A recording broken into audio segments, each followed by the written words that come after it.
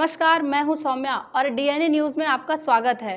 धमतरी के सबसे पसंदीदा और भरोसेमंद चैनल डीएनए आपके लिए लेकर आता है हर हफ्ते खबरों का गुलदस्ता। दिन भर की हर छोटी बड़ी घटनाओं के अलावा हम दिखाते हैं परिचर्चा कार्यक्रम, जिसमें शहर के प्रबुद्ध जन अपना नज़रिया बेबाकी से रखते हैं। साथ ही अहम मसलों पर पत्रकारों की तफ्तीश को सामने लाने के लिए हम लगाते हैं मीडिया की चौपाल, जबकि एक मुलाकात कार्यक्रम किसी खास शख्सियत के विचारों और सफ़रनामे को समझने की हमारी कोशिश है।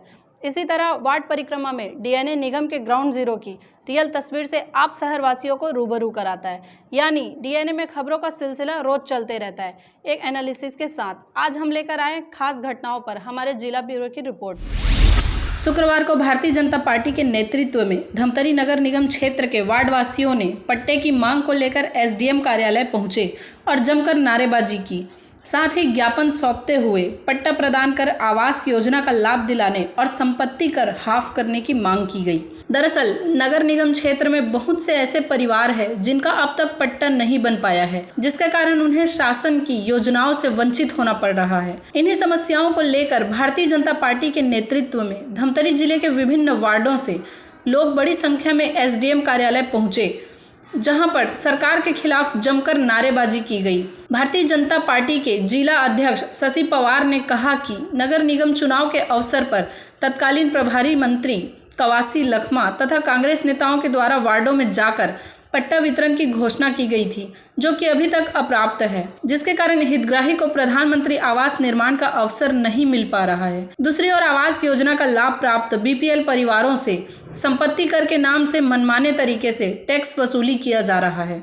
जिन गरीब परिवारों का टैक्स 300 रुपये था, उनसे 1400 से 1500 रुपये की मांग की जा रही है, जबकि सरकार बनने से पहले कांग्रेस नेताओं के द्वारा यह बोला गया था कि संपत्ति कर को हाफ किया जाएगा, पर यह तो हाफ के बजाय 3 से 4 गुना बढ़ा दिया गया है, जिसके कारण वार्डवासी परेशान हो रहे हैं। वहीं वार्डवासियों का कहना है कि बारिश के दिनों में उन्हें काफ़ी परेशानियों का सामना करना पड़ता है। पट्टा नहीं होने की वजह से उन्हें आवास का लाभ नहीं मिल पा रहा है, जिसके लिए दफ्तरों के चक्कर काट रहे हैं, लेकिन अब तक कोई सुनवाई नहीं हुई है। साथ ही नगर निगम द्वारा मनमाने टैक्स लिया जा रहा है, जो गरीब परिवार के लिए बहुत ज़्यादा है। पटा पाना असंभव है। पट्टा मिले है, मिलते बावजूद भी 10 घाल में कई टर्म सरकार से कोई सुनाई नहीं होती। बेटा मोर आवास घर में मोल घर चाहिए, बहुत परेशानी में झिल्ली तान तान के मैं गुजर बसर करत। कोई सुनाई नहीं, देखेंगे आगे जो कुछ होगा तो आगे देखेंगे। कई साल हो गए बेटा मोल घुमा घुमा कर अधिकारी ला तो नहीं पहचानो। बेटा मैं अनपढ़ आदमी हूँ, बाकी हर कोई कर में नगर निगम में तक आग गुहार लगाए, लेकिन कोई मोर सुनाई नहीं कर सकी। ऊपर हाल पानी पैसा पटा टैक्स पटा करके दौड़ दौड़ के मोर कर तंगादा जाते।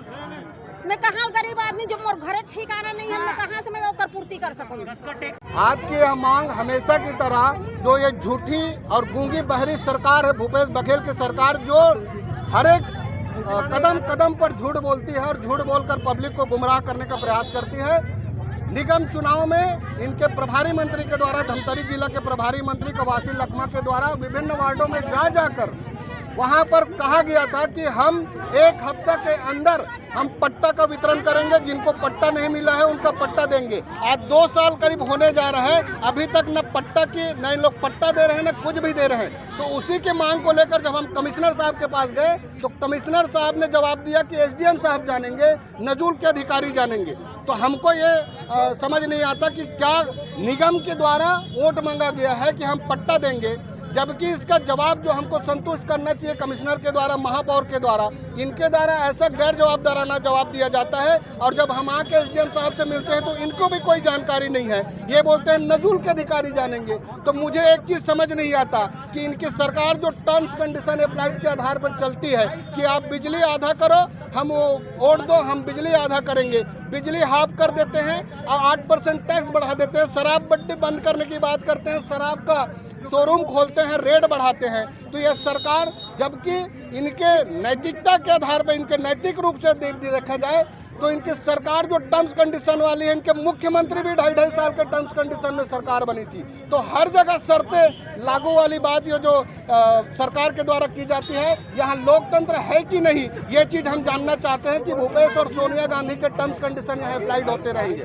नगर निगम आयुक्त से हम लोग मिलने के लिए आए थे पूरे वार्ड वासियों के साथ में।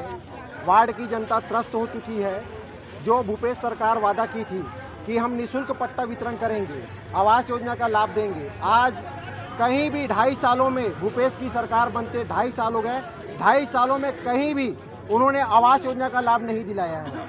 अभी ले दे करके 277 आवास पास हुए हैं, उसमें भी आवास योजना के जो हितग्राही है उनको अपने नक्शे लेने के लिए 3 से 4 बार नगर निगम में घुसाया जा रहा है और तानाशाही रूप से कि नक्शा मैं ही वितरण करूंगा करके तानाशाही चल रही है नगर निगम में। साथ ही जो अगर कोई आवास योजना का लाभ मिल चुका है किसी को और वो आवास बना लिए है तो उसके जो टैक्स होना चाहिए, बीपीएल कार्डधारी का 300 रुपये टैक्स होना चाहिए, उस टैक्स को बढ़ाकर 1300 रुपया और 1400 रुपये कर दिए। ये कहाँ का न्याय है कि 300 फीट की ज़मीन में आप 1400 रुपये का टैक्स उनसे ले रहे हैं। 60 रुपये जल का था उसको बढ़ा करके सीधा 200 रुपये कर दिए। ये सीधा सीधा गरीब की जनता के साथ अन्याय हो रहा है और इन अन्याय के खिलाफ हम पुरजोर आवाज़ उठाएंगे। और ये अभी अंगड़ाई है, आगे बहुत लड़ाई है। अभी सिर्फ ये 2-3 वार्ड की झांकी थी, अभी पिक्चर पूरी बाकी है। इन लोगों ने कोई एक ज्ञापन पत्र रखा था और वो निगम को संबोधित था, तो ज्ञापन तो मुझे नहीं दिया, लेकिन वहाँ पर जो विषय आई कि पट्टा वितरण और पट्टा वितरण के संबंध में कोई स्पष्ट निर्देश लोगों तक नहीं जा पा रही है, तो सरकार के क्या स्पष्ट निर्देश है, उसमें क्या टर्म्स एंड कंडीशन है, वो लोगों तक पहुंचाई जाए, इस संबंध में मेरे से मांग की गई। और मैंने उन्हें स्पष्ट बताया कि भाई ये नजूल विभाग जिला कार्यालय और नगर पालिक निगम के कोऑर्डिनेशन से ये काम हो रही है, जो शासन से हमको निर्देश प्राप्त हुआ है। क्योंकि मैं एसडीएम हूँ तो मैं भी इस दायित्व से बच नहीं सकता। मेरा भी एक मूल दायित्व है कि अगर मेरे क्षेत्र में लोगों को इस संबंध में किस प्रकार की कोई समस्या आ रही है तो मैं भी इसमें कोऑर्डिनेट करूँगा।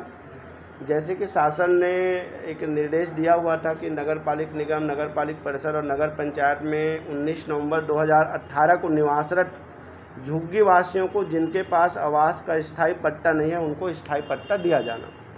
और इस संबंध में नगर पंचायत क्षेत्र में 1000 वर्ग फुट, नगर पालिका में 800 वर्ग फुट और अन्य बड़े निगम जैसे रायपुर वगैरह में 600 वर्ग फुट तक का दिए जाने का निर्देश है। और इसकी जो एक शुल्क ली जाएगी 10 वर्षों तक प्रति वर्ष, वो हमारे यहाँ चूँकि छोटा निगम है कंपेयर टू रायपुर, तो यहाँ 10 रुपया प्रति वर्ग फुट की राशि भी उनसे ली जानी है। तो अगर इसमें किसी भी प्रकार का कोई सूचना संबंधित कोई आशंकाएं हैं या स्पष्ट नहीं है तो मैं नजूल विभाग से कोऑर्डिनेट करके इस संबंध में जो भी शासन से प्राप्त निर्देश हैं और जो टर्म्स एंड कंडीशन हैं वो लोगों तक जाए, इसके संबंध में मुनादी भी कराएंगे और चस्पा भी करा दी जाएगी। तो ये था शहर में घटने वाली खबरों का लेखा जोखा। हम लेकर आते रहेंगे अलहदा तरीके से हर उस घटना को और एनालिसिस करते रहेंगे खबरों की। आप बने रहिए हमारे साथ डीएनए न्यूज़ पर। विदा लेने से पहले हम इतना ही कहेंगे, आप सभी के सहयोग और सलाह से डीएनए धमतरी का सबसे विश्वसनीय लोकप्रिय चैनल बन चुका है। हमें उम्मीद है कि हमारा यह विश्वास हमेशा बना रहेगा क्योंकि आपका अपना चैनल है। जय हिंद, जय छत्तीसगढ़, जय धमतरी।